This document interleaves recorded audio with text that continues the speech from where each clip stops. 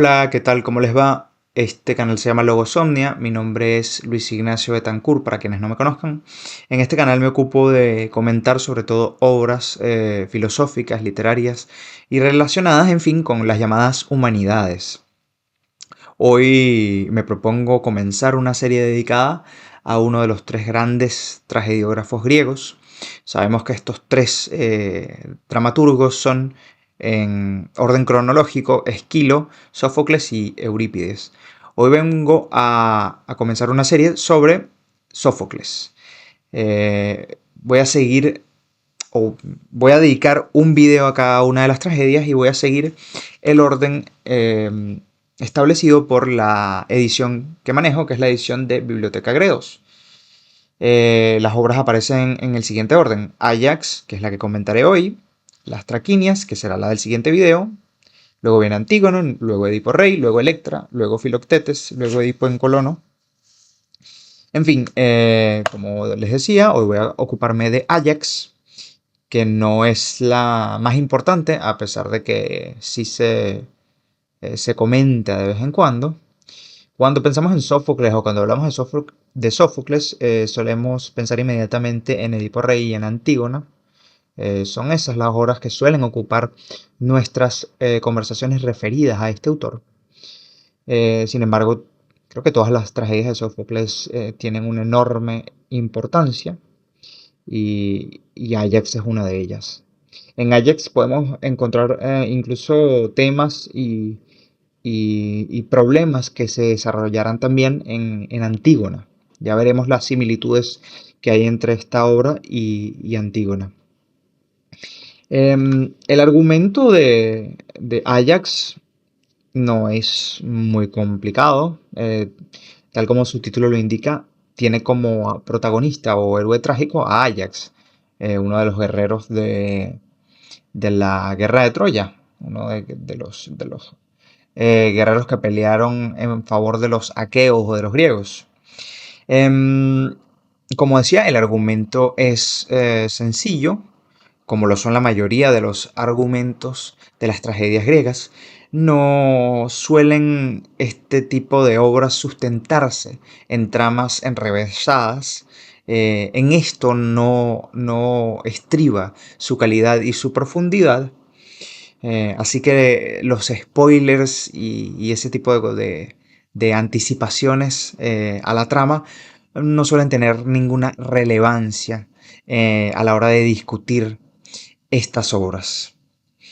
Como decía, su calidad reside en otras cuestiones tales como los diálogos, los intercambios de ideas, los debates, los personajes, las tensiones que parten de contraposiciones entre el mundo del Estado, de lo político, las razones del Estado y las razones que tienen que ver con lo religioso, con el culto a los dioses, con las más abismales profundidades del alma humana, etcétera.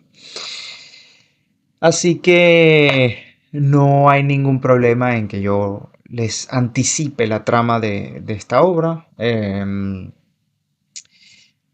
Todos sabemos, por ejemplo, qué ocurre en Edipo Rey, todos sabemos qué ocurre en Antígona, y sin embargo, eh, eso no va en desmedro de nuestra lectura.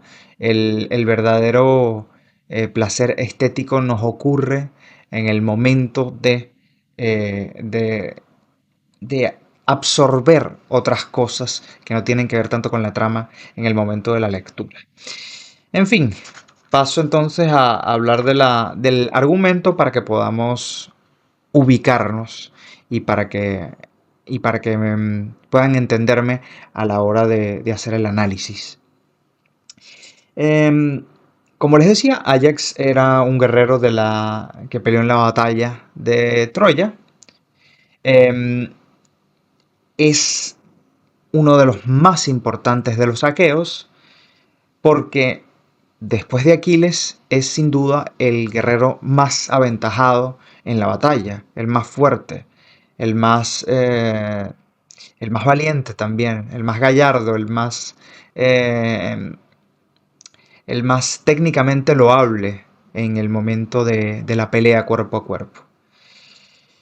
Por ser el segundo entre los aqueos, a él le correspondía, una vez muerto Aquiles, quedarse con sus armas. Él tenía el derecho de reclamar las armas de Aquiles después de que éste hubiera muerto.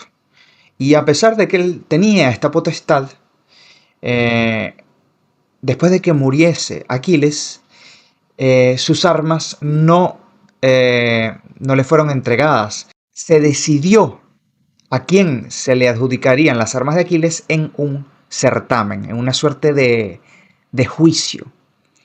De hecho, se designaron unos jueces entre los aqueos que se encargarían de designar a quién le corresponderían estas armas de Aquiles. Entonces, bueno, hubo una suerte de concurso eh, del cual resultó vencedor Odiseo, Ulises. Por supuesto, esto tiene que ver con que Ulises es un guerrero que destaca por su astucia, por la capacidad de sus logos, por la capacidad de su palabra, de su discurso y por sus artimañas. En la Odisea y creo que también en la Ilíada se le coloca el epíteto de el de muchas argucias para referirse precisamente a esta cualidad suya que tanto que lo caracteriza, la de ser astuto. Sin embargo, Odiseo no es el único, digamos, responsable de que no se hubiesen entregado las armas de Aquiles a quien le correspondían, es decir, a Ajax. También son responsables, por supuesto, Menelao y Agamenón, quienes son en cierta medida los de más alto rango entre los aqueos. Sabemos que los aqueos, los griegos, estaban conformados por guerreros de diversa procedencia. La Grecia antigua no era un territorio completamente unitario, ¿no? Había, en el caso de la Grecia posterior, había diversas polis. Eh, Se supone que la guerra de Troya se refiere al momento del Imperio Micénico, que es anterior a la conformación de las polis griegas. Sin embargo, en la tragedia griega, la tragedia ática, que se escribe muy posteriormente a esta supuesta edad heroica, se mezclan elementos de diversos tiempos. La tragedia griega es anacrónica por definición. De la misma manera que lo es también que lo son la Ilíada y la Odisea. En la Ilíada y la Odisea convergen elementos tanto de esa llamada edad heroica que se corresponde supuestamente con el imperio micénico, como también elementos posteriores en el tiempo, incluso lingüísticos. Hay una mezcla lingüística. En fin, lo que quiero decir es que bueno, hago todo este rodeo con el propósito de plantear que, o de dejar en claro que el ejército aqueo o el ejército griego estaba conformado por guerreros de diversas procedencias, ¿no? Por ejemplo, Menelao era rey de Esparta. Eh, Ajax, que es quien sobre todo nos ocupará hoy, era el príncipe de Salamina. Esto traía como consecuencia esta falta de unidad entre los aqueos, traía como consecuencia que hubiese em, que el mandato del ejército no estuviese tan centralizado, ¿no? De alguna forma, cada uno de estos reyes, de estos príncipes, de estos nobles, eh, tenía su propia soberanía, ¿no? Y no debía, de acuerdo con cierto discurso, no debía obediencia a nadie en particular. Sin embargo, hay que admitir que Menelao y Agamenón ocupaban un lugar preponderante si nos referimos a la cuestión del mando, a la cuestión del poder. Ellos eran como los mayores generales del ejército.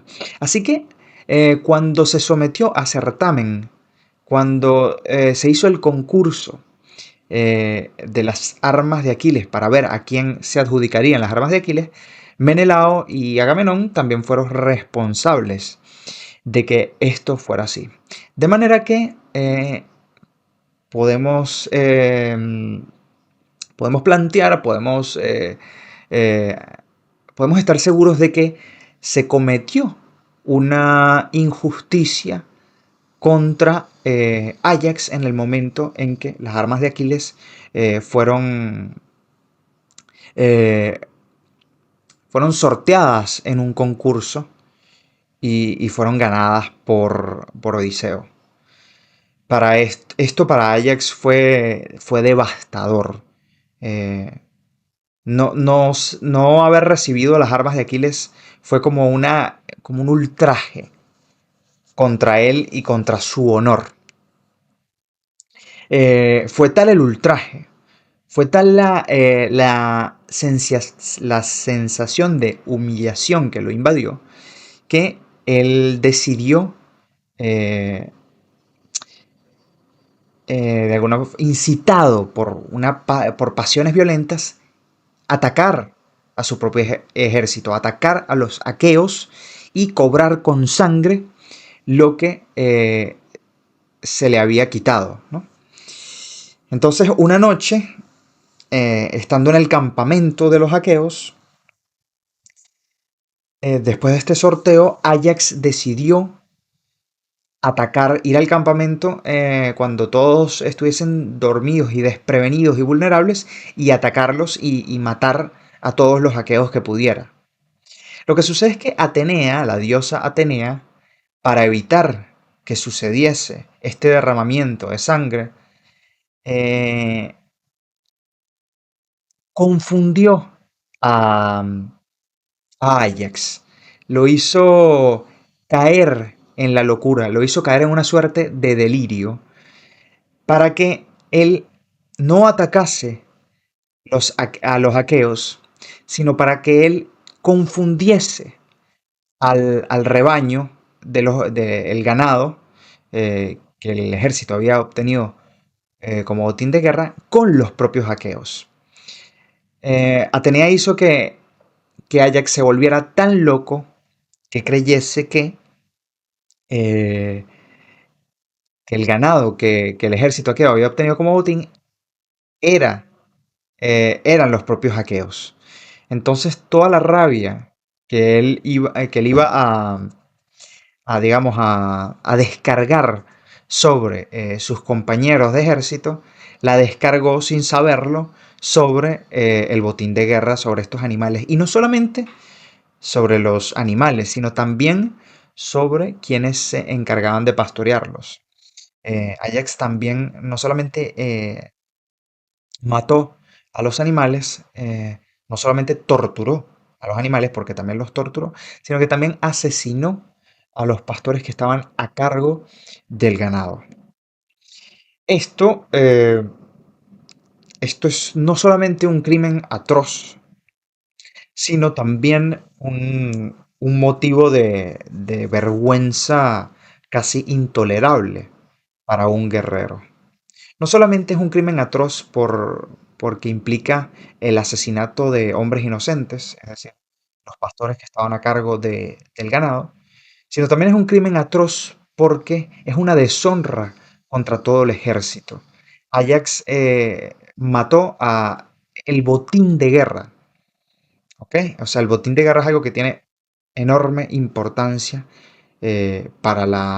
dentro de la ética guerrera que regía a los vaqueros. Y una tercera razón para pensar que esto es un crimen atroz es que conlleva cierta cobardía, porque descargar la ira contra animales indefensos eh, de alguna manera señala la incapacidad o la falta de valentía de Ajax de hacerle frente a quienes en realidad lo habían ultrajado, es decir, a los aqueos. Eventualmente Ajax se da cuenta eh, de lo que ha hecho porque Atenea deshace el hechizo bajo el cual o a través del cual lo ha hecho delirar y lo hace darse cuenta del crimen que ha cometido. Eh, este momento, el momento en el que Ajax se da cuenta del horror que ha cometido, es lo que se llama anagnórisis o reconocimiento. Es lo que Aristóteles en su poética llama anagnórisis o reconocimiento. Es el momento en que eh, se, alguno de los personajes de la tragedia se da cuenta de algo que ha sucedido y de lo que y de lo que no se ha percatado hasta entonces. La anagnórisis puede ser el reconocimiento de otro personaje o puede ser el reconocimiento de una situación. En este caso es el reconocimiento de una situación. Ajax se hace consciente del horror que ha llevado a cabo y finalmente, en el momento en que se da cuenta de esto, acaba suicidándose, acaba clavándose su propia espada para morir con honor. Bueno, esto es básicamente el resumen de la obra, así que ya una vez trazada esta trama, podríamos comenzar a llevar a cabo el análisis. Ya tenemos suficientes coordenadas como para emprender la lectura y la interpretación de la obra. La obra comienza con una conversación entre Odiseo y Atenea, es decir, entre Odiseo, que es quien se ha quedado con las armas de Aquiles en el concurso, después del concurso en el cual se rifaron las armas de Aquiles, y Atenea, que es la diosa eh, que se ha encargado de que Ajax delire y de que no arremeta contra los aqueos. En esta conversación entre Atenea y Odiseo, eh, Odiseo se pregunta si es cierto lo que ha sucedido. En este momento ya Ajax ha llevado a cabo la atrocidad a la cual lo ha impulsado Atenea. Y Odiseo se pregunta, porque él no ha presenciado lo que ha ocurrido, si realmente ha sido él, si realmente ha sido Ajax quien ha llevado a cabo este horror. A Odiseo obviamente cuesta em, pensar que haya sido Ajax porque Ajax es un guerrero respetadísimo, de los más respetados entre los aqueos. Como ya decía, es el segundo es el segundo más aventajado en la batalla después de Aquiles. Odiseo se pregunta y le pregunta a Atenea si es cierto lo que si son ciertos los rumores que él ha escuchado, los rumores según los cuales eh, ha sido Ajax el que ha cometido esta atrocidad, el que ha matado, el que ha destrozado el botín de guerra que correspondía a los aqueos. Y bueno, Atenea le dice que sí, que efectivamente esto ha sido así, y le explica por qué ha ocurrido esto. Le dice que ella ha sido quien ha sido la responsable de desviar la ira de Ajax de los aqueos a el botín de guerra. A mí me parece muy curioso esta idea de desviar la ira de alguien de un objeto a otro. Me parece hasta psicoanalítica esta cuestión. Puede verse incluso desde un punto de vista psicoanalítico. Me llama la atención que en vez de sencillamente aplacar su ira, en vez de emplear sus poderes para aplacar por completo la ira de Ajax, Atenea haya sencillamente desviado la ira de Ajax de los aqueos al ganado. Es como si ni siquiera los dioses pudiesen contener esta ira y tuvieran que limitarse a, eh, a sencillamente cambiar su dirección o cambiar el objeto sobre el cual caería o recaería esta ira. Como digo, me parece muy curioso que esto sea así. Em, en psicoanálisis se suele hablar de este proceso eh, a través del cual alguien transfiere eh, o, o dirige una energía em, dedicada a un objeto a otro objeto. Em, el típico ejemplo es el ejemplo de los niños que golpean los objetos, que golpean quizás una mesa porque, porque están rabiosos. Claro, como porque están rabiosos, por ejemplo, con sus padres. Como no pueden golpear a sus padres, golpean, por ejemplo, un objeto, golpean una mesa, golpean una silla. Dirigen la ira, que en realidad, cuyo objeto en realidad son sus padres, a otro objeto. Este es el mismo caso. Y me parece también curioso la manera en que esto ocurre. Atenea, eh, o el hechizo de Atenea, consiste en, en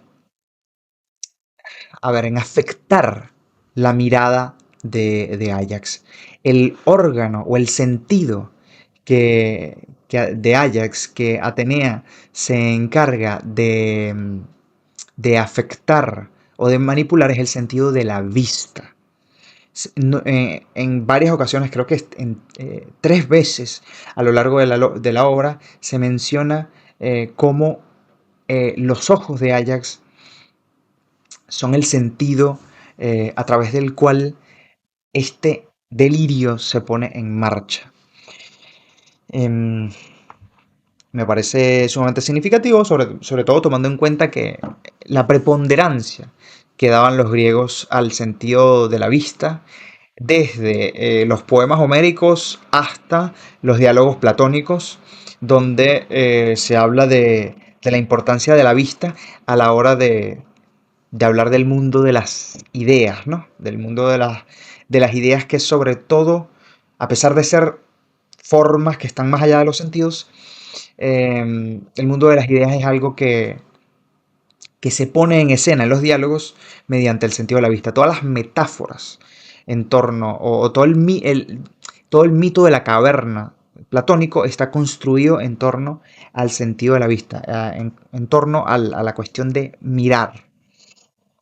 Hay un diálogo en el cual me gustaría reparar, perdón, una intervención en este diálogo que ocurre entre Ateneo y Odiseo, en la cual me gustaría reparar. Em, bueno, ahí dice Odiseo, le dice Odiseo a Atenea cuando están hablando acerca de lo que ha ocurrido con el botín de guerra.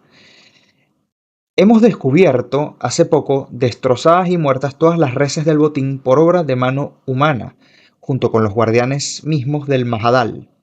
Los guardianes del Mahadal son los pastores. Continúo con la cita.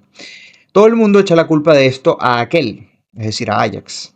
Un testigo presencial que lo vio a él solo, dando saltos por la llanura con la espada aún chorreante, me lo cuenta y me lo muestra. Yo, al punto, me lanzo sobre sus huellas y por algunas lo confirmo, pero estoy desconcertado por otras y no puedo saber de quién son. Te has presentado en el momento oportuno, pues en todo, tanto en el pasado como en el futuro, tu mano es la que me guía. Así que bueno, aquí está la pregunta que le hace Odiseo a Atenea cuando se sospecha de Ajax, pero al mismo tiempo no puede creer que haya sido él quien haya cometido semejante atrocidad. Aquí menciona la destrucción del botín, que es tan importante de acuerdo con la ética guerrera, y el asesinato de los guardianes del Mahadal. Luego, posteriormente, Atenea le explica cómo ella ha hecho que la ira de Ajax se desvíe y convierta en víctima de su rabia a las reses en vez de a los aqueos. Dice Atenea, yo se le impedí, es decir, yo se lo impedí a Ajax. Yo se lo impedí infundiéndole en sus ojos falsas creencias, de una alegría fatal, y le dirigí contra los rebaños y el botín que, mezclado y sin repartir, guardan los boyeros. Cayendo allí, causó la muerte a hachazos de muchos animales cornudos, rompiendo espinazos a su alrededor. Unas veces creía tener a los dos Atridas, que son Menelao y Agamenón, y que los mataba con su propia mano. Otras que caía contra cualquier otro de los generales. Y cuando nuestro hombre iba y venía preso de furiosa locura, yo le incitaba, le empujaba a la trampa funesta. Así que Atenea no solamente desvía la ira de Ajax, sino que también lo impulsa a equivocarse, a delirar. Hay algo como de mala fe por parte de la diosa a la hora de afectar de locura al héroe. Recordemos que los dioses griegos no son precisamente virtuosos en el sentido cristiano de la palabra, sino más bien seres aquejados de pasiones bajas propias de los más viles humanos. Más adelante, obviamente en esta obra se introduce la cuestión de la locura, porque Ajax ha sido, está preso de la locura cuando comete esta atrocidad, está delirando y en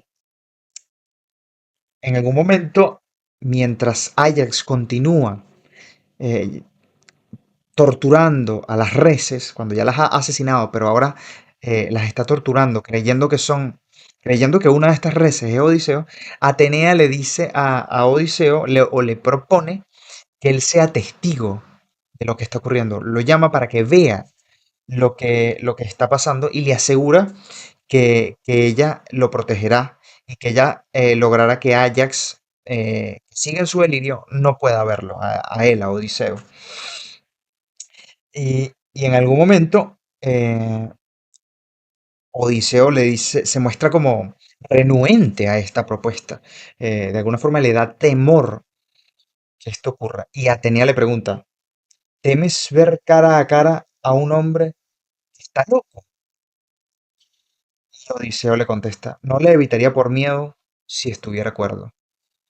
Entonces, bueno, me parece digno de, de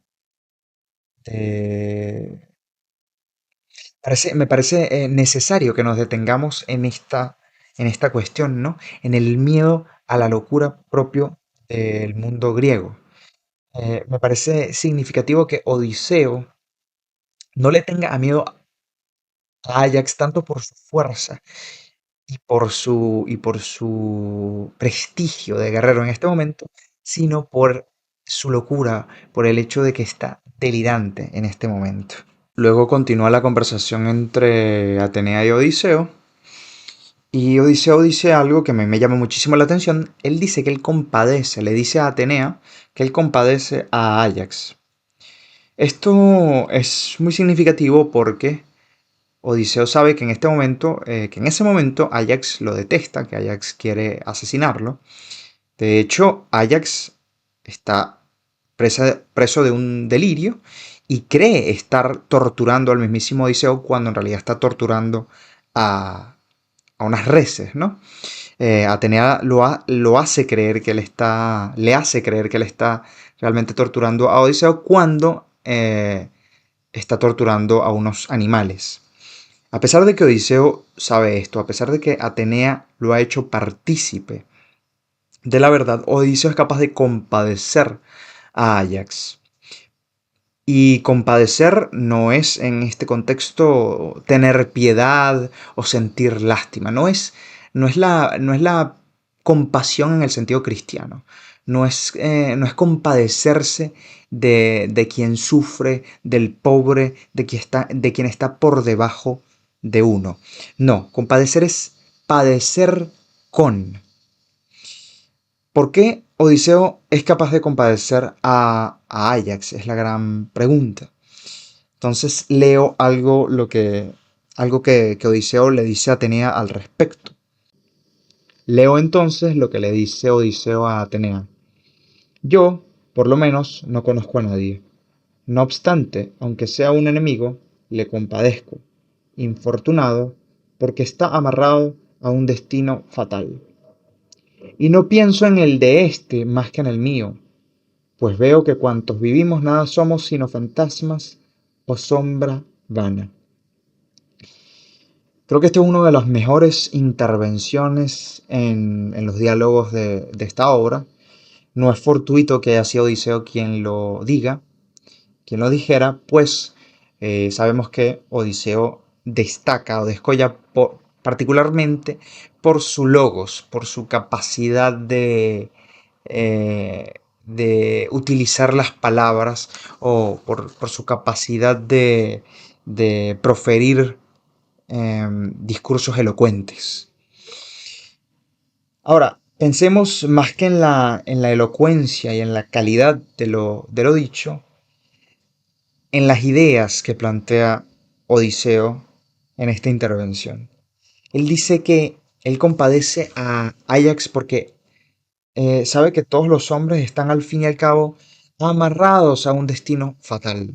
Él piensa en la fatalidad que pesa sobre los seres humanos, la fatalidad que los griegos concebían como el destino, como lo que era inevitable, como lo que se les imponía y contra lo cual ellos no podían luchar. Luchar contra el destino, oponérsela al destino, equivale a padecer de ibris, de soberbia.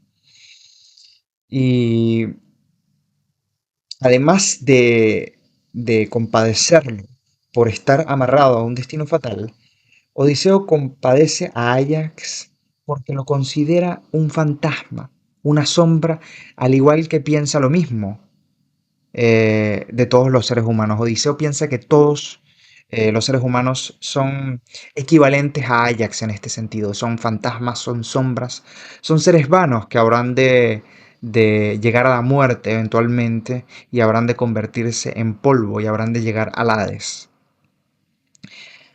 Así que la compasión proviene del sentimiento trágico de la vida y de algo, del pesimismo del que habla Nietzsche en su obra El nacimiento de la tragedia.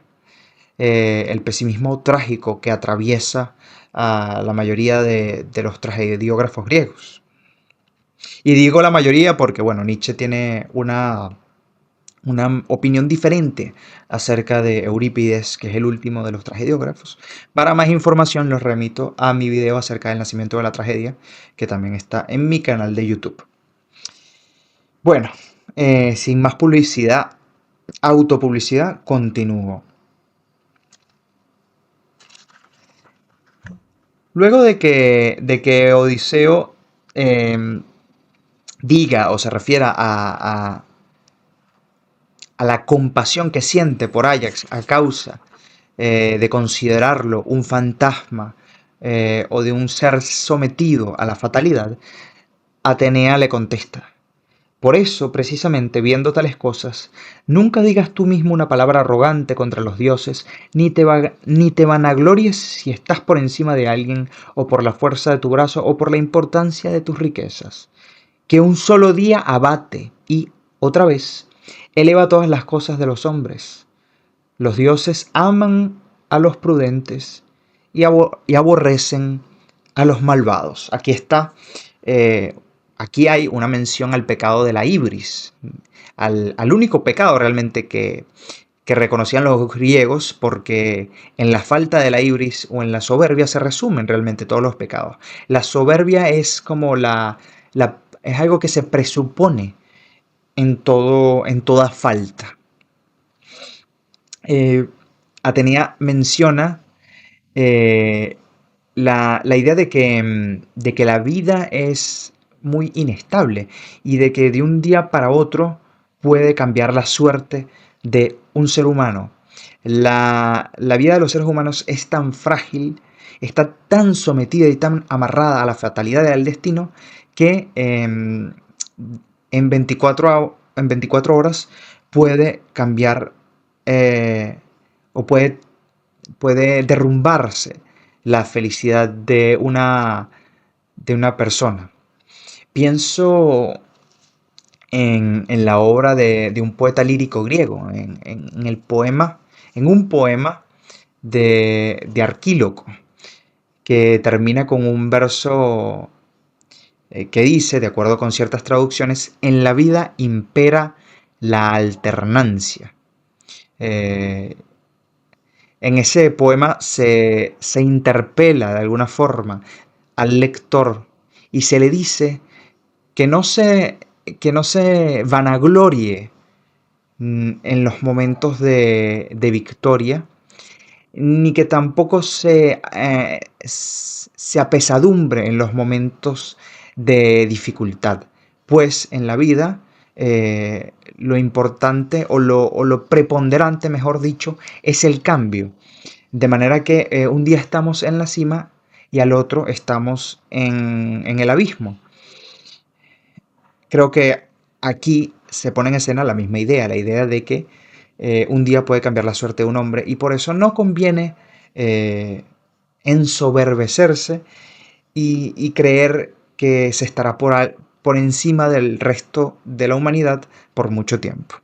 Luego de esta intervención de Atenea viene la primera intervención del coro. Sabemos que el coro en la tragedia griega representa la voz de lo colectivo, la voz del pueblo, en cierto sentido, pero no la voz como, no entendiendo por pueblo el pueblo llano, sino entendiendo por pueblo la voz de la comunidad, la voz política, ¿no? La voz casi diríase de la polis, si usásemos si aplicásemos un anacronismo. Y digo anacronismo porque nos estamos refiriendo a un momento heroico, de la edad heroica, cuando se supone que no existía la polis, comunidad política. Pero sabemos que Sófocles escribe esta obra cuando ya existe cuando ya existen las polis. Entonces, de alguna forma, Sófocles se permite incluir dentro de esta edad heroica elementos de su propio tiempo. En fin, lo que decía es que el coro representa la voz de lo colectivo. Sin embargo, esta voz de lo colectivo no es una voz omniabarcante, imparcial y con la cual todos los personajes podrían identificarse. Todo lo contrario, en muchos casos la voz del coro está parcializada y representa sobre todo a un colectivo en particular. En el caso de Ajax, de la tragedia Ajax, el coro representa a los marineros de Salamina, es decir, a los marineros provenientes del lugar de donde viene el mismísimo Ajax. Entonces, obviamente, el coro toma partido por Ajax, tiene preferencia por el destino del héroe trágico y se compadece sobre todo del héroe trágico y se pone en contra de quienes le hacen frente a Ajax, de quienes son responsables del ultraje cometido contra Ajax. En esta primera intervención del coro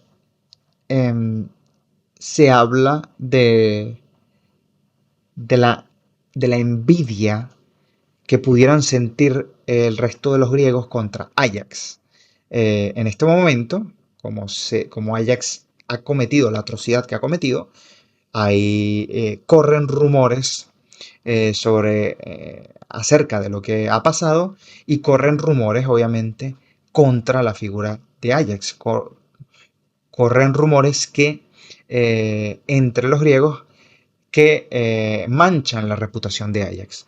Y el coro hace una suerte de réplica contra estos rumores y contra estas palabras que manchan la reputación de Ajax. Dice el coro en algún momento: apuntando a los espíritus grandes no puedes errar, pero si tales cosas se dijeran contra mí, no convencerían. La envidia se desliza contra el poderoso. Sin embargo, los pequeños y los poderosos son débil protección de la torre, porque junto a los grandes, el pequeño perfectamente se acopla y el grande se endereza con ayuda de los pequeños. Pero no es posible instruir a tiempo a los insensatos en estas máximas. Tal clase de hombres son los que alborotan y nosotros, contra esto, no tenemos fuerzas para defendernos sin ti, Señor. Claro, dice Señor refiriéndose a Ajax. Aquí, bueno, menciono este pasaje del coro porque me parece relevante, sobre todo, o en parte a causa de que relaciono esta idea con algo que plantea Nietzsche posteriormente en la genealogía de la moral. Se suele pensar que El nacimiento de la tragedia es una obra de juventud de Nietzsche y una obra que está al margen de su verdadero pensamiento, de su verdadero sistema. Pero lo cierto es que lo influencia muchísimo. En la genealogía de la moral, Nietzsche habla de la moral de los débiles y de la moral de los fuertes. Dice que la moral de los débiles es la moral cristiana, la moral que siente piedad por los débiles, que se apiada de los débiles. Y dice que esa moral es producto o resultado de una cierta envidia hacia los poderosos. Se supone que los débiles envidian a los poderosos y por lo tanto reivindican la debilidad como una virtud, reivindican la pobreza como una virtud eh, a manera de una autocompensación, ¿no? Como no pueden alcanzar la jerarquía de los más poderosos, ensalzan la pobreza de espíritu y la debilidad para poder sentirse mejor con ellos mismos y para poder condenar de forma reaccionaria y envidiosa a los poderosos. Esto es lo que considera Nietzsche la moral del débil. Nietzsche reivindica más bien la moral de una moral aristocrática, una moral que proviene de la ética guerrera y aristocrática propia en parte de, la, de los griegos, del mundo clásico. Esto, esta idea sería muy propia de Nietzsche, o sería perfectamente aplicable a la obra de Nietzsche. Esta idea que el coro señala cuando dice, la envidia se desliza contra el poderoso. Sin embargo, los pequeños y los poderosos son débil protección de la torre. Aquí se dice que los poderosos, que a los poderosos se les condena no por su despotismo, no por su arbitrariedad, sino por simple envidia, sino porque los débiles no son capaces de estar a su altura. Esto es algo que, como digo, perfectamente hubiera podido decir Nietzsche y por eso lo resalto. Esta idea trasciende y llega incluso hasta la filosofía eh, moderna, ¿no? Más tarde aparece otro de los personajes más importantes de la obra, que es Tecmesa. Tecmesa es la esposa de Ajax, que está al tanto de lo que ha ocurrido y que teme que Ajax, eh, a causa de la deshonra y de la vergüenza, se suicide. Es importante mencionar que Tecmesa se convirtió en esposa de Ajax porque Ajax, eh, digamos que se la ganó como botín de guerra. Sabemos que cuando determinados, de acuerdo con la ética guerrera, cuando determinado ejército invadía un territorio, podía quedarse como botín con las mujeres y hacerlas por la fuerza sus esposas. Esto fue lo que hizo Ajax en otro momento con Tecmesa. Asoló un determinado territorio, atacó un determinado territorio y se quedó con Tecmesa, que era una noble, era una persona aristocrática de otro lugar, pero ella, bueno, por la fuerza pasó a manos de Ajax. De todos modos, esto trajo como consecuencia que ella adquiriera cierto rango al convertirse en la esposa de Ajax, ya que Ajax es el segundo más poderoso entre los griegos. En fin, cuando Tecmesa piensa en la posibilidad de que Ajax se suicide a causa de la vergüenza de lo que él mismo ha hecho, dice lo siguiente. Oh Ajax, dueño mío, ningún mal hay mayor para los hombres que el destino que se nos ha impuesto. Yo nací de un padre libre y poderoso y rico cual ninguno entre los frigios. El pueblo frigio era el pueblo al cual ella pertenecía. Ahora soy una esclava porque así les plugo a los dioses y sobre todo a tu brazo. Es decir, a tu brazo se refiere al brazo de Ajax porque fue él quien conquistó a los frigios y se quedó con ella por la fuerza. Por tanto, una vez que compartí tu lecho, bien miro por lo tuyo y te imploro, por Zeus protector de nuestro hogar y por tu tálamo en el que conmigo te uniste, que no me hagas merecedor a alcanzar dolorosa fama entre tus enemigos, si me dejas sometida a otro. Aquí Tecmesa habla de algo, de un asunto que será muy importante a lo largo de esta obra. La muerte de Ajax, o el suicidio de Ajax en este caso, no es solamente trágico porque implica la muerte de un gran guerrero. El suicidio de Ajax en este caso es también trágico porque si muere Ajax, muere el protector de un montón de personas que están bajo su ala. Eh, Ajax es el representante de un colectivo encarnado en el coro y Ajax también es el protector de su esposa y de su hijo. De manera que la muerte de Ajax conlleva que tanto su esposa como su hijo, como los marineros de Salamina, queden desamparados, queden desahuciados y queden a merced de de lo que los aqueos quieran hacer con ellos.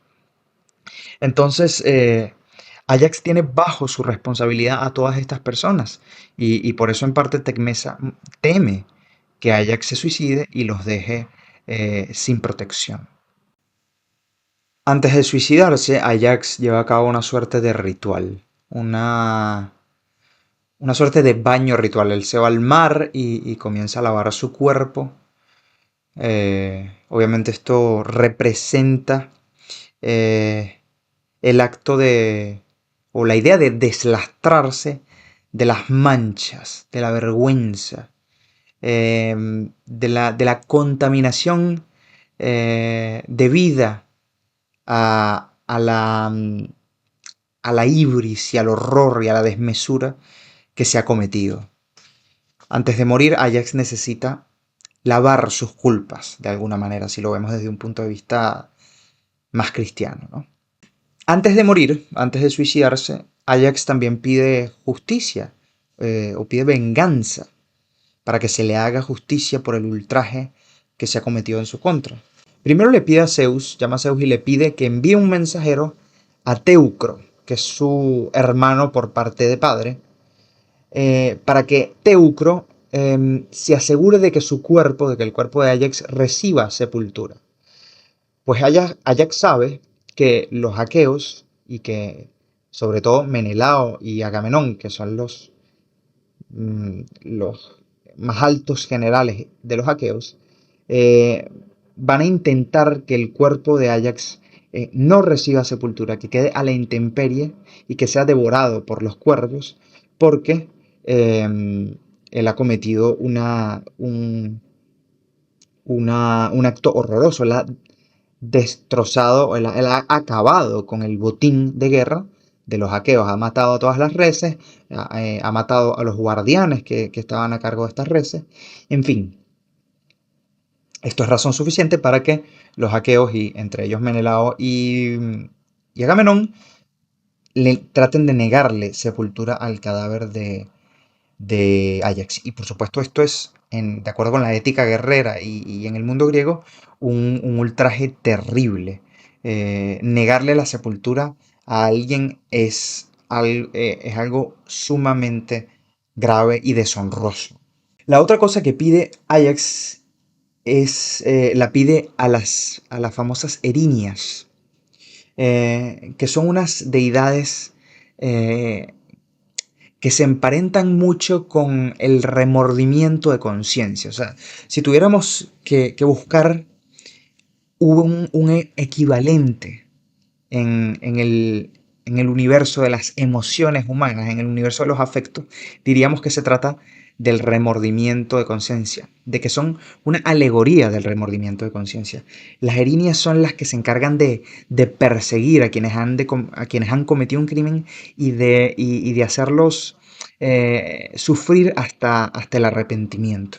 Bueno, y también son las que se encargan de hacer justicia de alguna forma.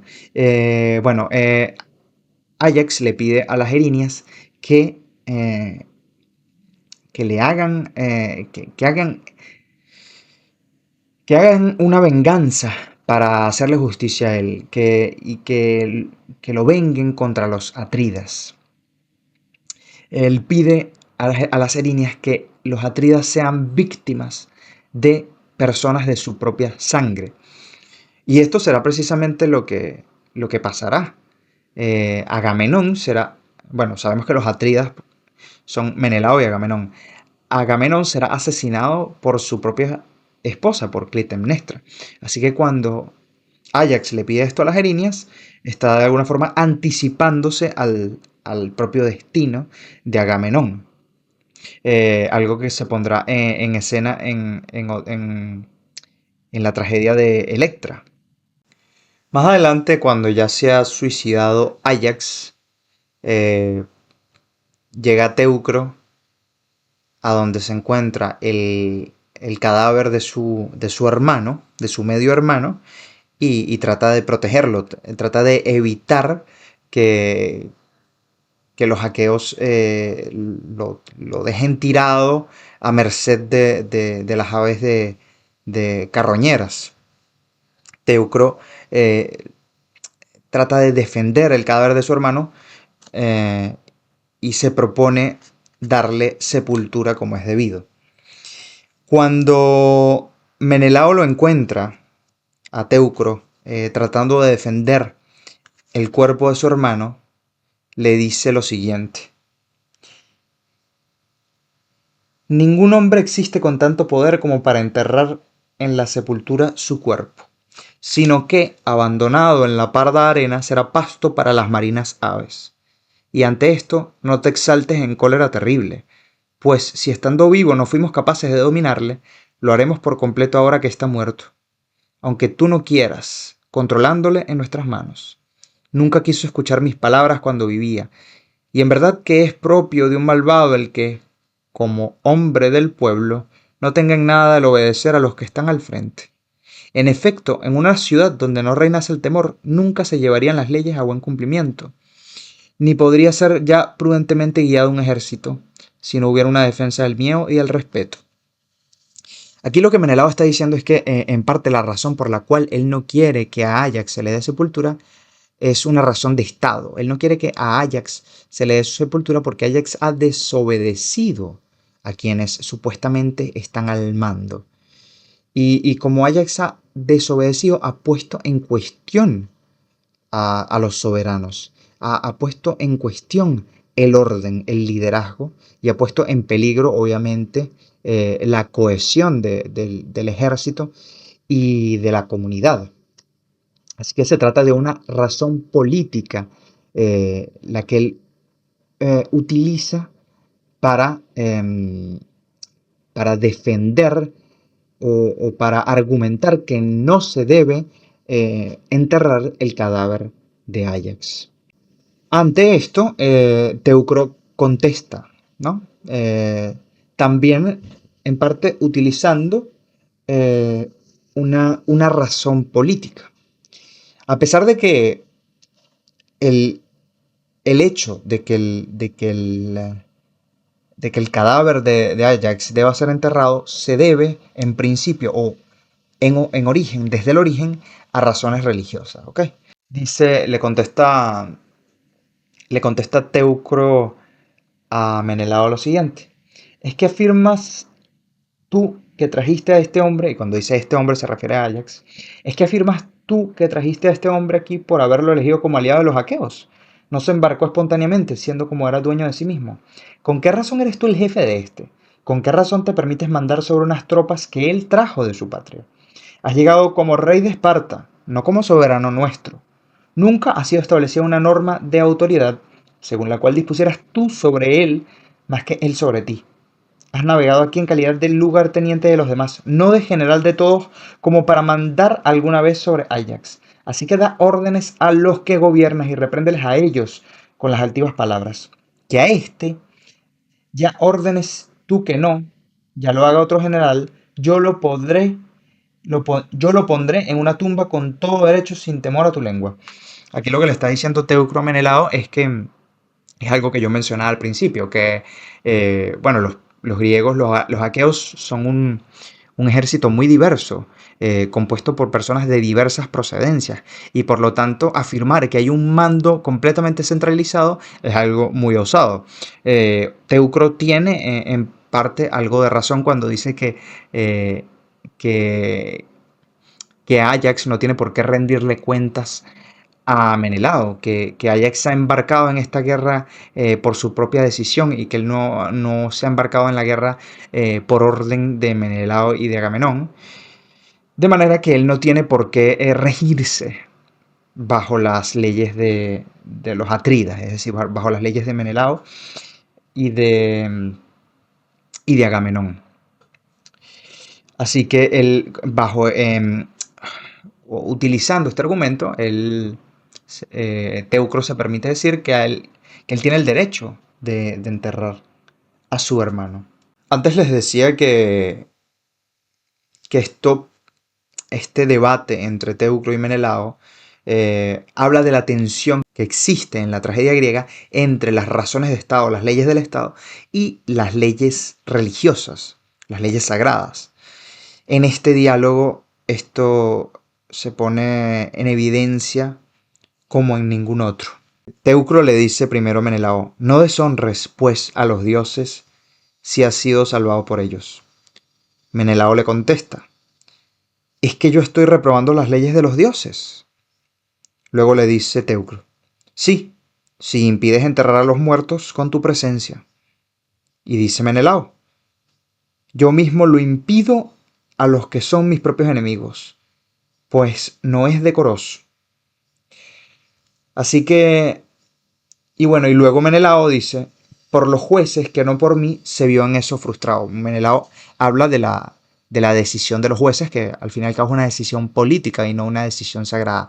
Entonces aquí se pone en tensión las razones que tiene Menelao para no darle sepultura a Ajax y las razones que tiene Teucro, que son las razones sagradas y religiosas.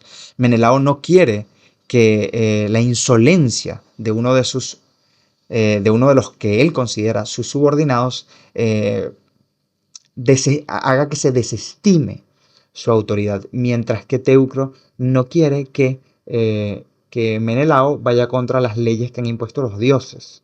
Es tal la tensión entre los elementos religiosos y los elementos políticos que aparecen en esta tragedia, que incluso hay de parte del coro una suerte de exhortación contra la guerra, un comentario o una intervención contra la guerra.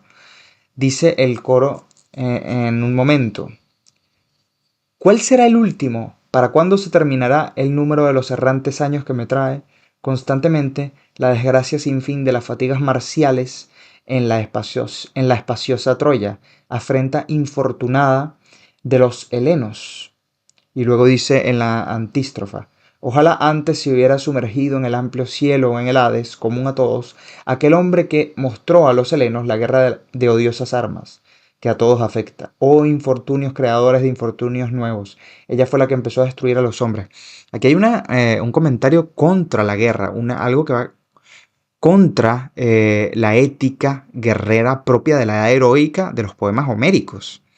Obviamente esto es una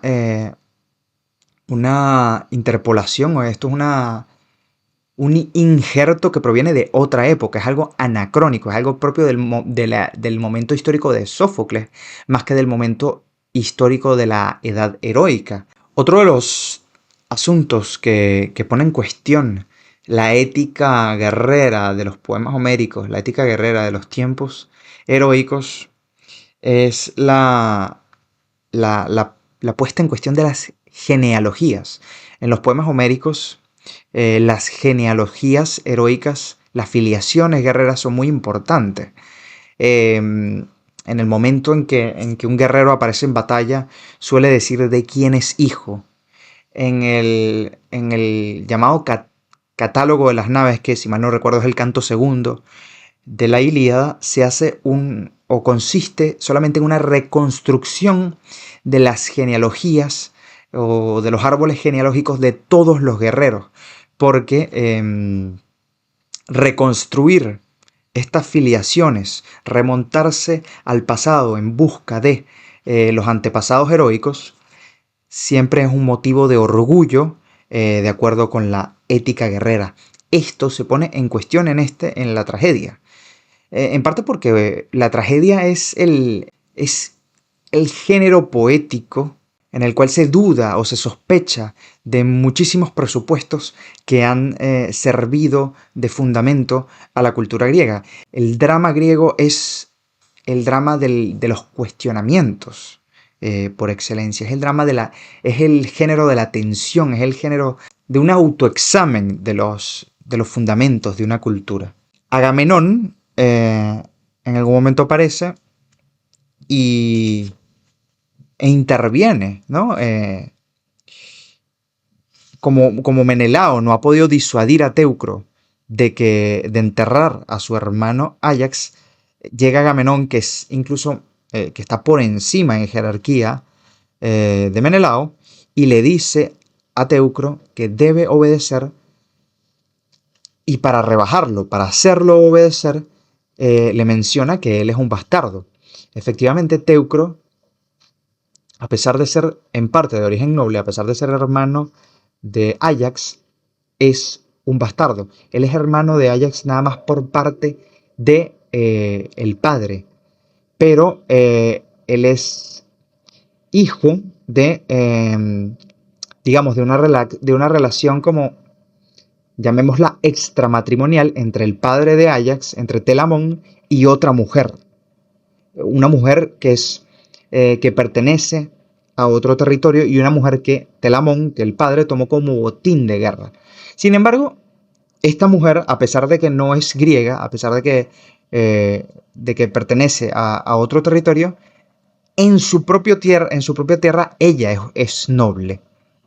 Así que sí proviene de un linaje noble, lo que pasa es que ha sido tomada como esclava en un conflicto armado, y eso rebaja su condición, y eso hace también que la condición del hermano de Áyax, que la condición de Teucro sea la de un bastardo. Ante la humillación que Agamenón hace a Teucro, refiriéndose a su condición de bastardo, Teucro contesta aludiendo al origen también lleno de tinieblas y de cosas terribles de Agamenón. Agamenón, que se jacta de ser un noble, de pertenecer a un linaje supuestamente impecable, en verdad es producto de un origen bastante turbio y bastante cuestionable desde el punto de vista ético. Y Teucro, para disminuirlo, se lo recuerda. Teucro le dice a Agamenón: desdichado, ¿a dónde podrías mirar al pronunciar tus palabras? ¿Es que no sabes que el legendario Pélope, el que fue padre de tu padre, era bárbaro, un frigio? Que Atreo, el que a su vez te engendró, ofreció a su hermano el más impío banquete, el de sus propios hijos. Que tú mismo has nacido de una madre cretense, y que, sorprendiendo en brazos de ella a un hombre extranjero, su propio padre la hizo arrojar a los mudos peces como pasto. Y siendo de tal clase, me haces reproches sobre mi origen, a mí que he nacido de mi padre Telamón, aquel que por sobresalir en el ejército por su valor, obtuvo a mi madre como esposa, la que era por su nacimiento princesa, hija de Laomedonte. Se la ofreció como escogido regalo el hijo de Alcmena. Bueno, de manera que aquí Teucro, mediante este comentario, no solamente pone en cuestión el propio origen de Agamenón, sino pone en cuestión el recurso a la idea de los linajes como forma de autolegitimación. De acuerdo con la ética guerrera, como yo decía, el linaje sirve como una forma de autolegitimarse, de fundamentar el propio poder y la propia valía. Esto obviamente tiene que ver con la ética guerrera y con los tiempos heroicos, pero ahora, en los tiempos que corren, en los tiempos de Sófocles, en los tiempos en que Sófocles escribe sus obras, estas cosas se han puesto ya en cuestión y Sófocles se atreve, mediante una intervención de uno de esos personajes, a deslegitimar los linajes guerreros, los linajes heroicos. Hay una puesta en cuestión de estos fundamentos, hay una sospecha sumamente peligrosa, una crítica al poder. Bueno, finalmente, y ya para terminar, interviene Odiseo en esta disputa y, recurriendo, como suele hacerlo, a su manejo del lenguaje, convence a Agamenón de bajar la guardia, lo convence de ceder y de permitir que a Ajax se le sepulte. De manera que acaba por triunfar, no sé si lo religioso por sobre lo político, pero sí la compasión humana por encima de las razones políticas y burocráticas. Al fin y al cabo, lo que hace a Odiseo compadecer a Ajax es el hecho de estar sujeto Ajax, al igual que todos los hombres, al mismo destino, a la misma fatalidad. Odiseo se reconoce en Ajax porque sabe que todos los seres humanos somos como fantasmas y somos como sombras, porque todos estamos destinados a morir, a entrar en el Hades. Creo que esta razón humana se pone por encima de todas las razones. Esta razón humana, que ya no es necesariamente una razón religiosa, ya no es algo que tiene que ver necesariamente con los dioses, porque ya en los tiempos de Sófocles, como decía, los dioses han sido puestos en cuestión. La religión ha sido puesta en cuestión. De manera que no debe tratarse algo de algo sencillamente religioso, sino algo profundamente humano, de una compasión que viene de la humanidad. Esto creo que es lo que hace que Odiseo disuada a Agamenón. Esto es lo que hace que Agamenón ceda y permita que Teucro finalmente dé sepultura a Ajax y se termine la obra. Bueno, hasta aquí dejo mi comentario sobre esta obra. Los espero en la próxima entrega, en la cual comentaré las traquinias. Seguiré trabajando las tragedias de Sófocles. Como les dije, voy a dedicar una hora, un video a cada tragedia. Así que bueno, los espero en la próxima entrega de Logosomnia. Y espero que estén muy bien. Me despido y un gran abrazo.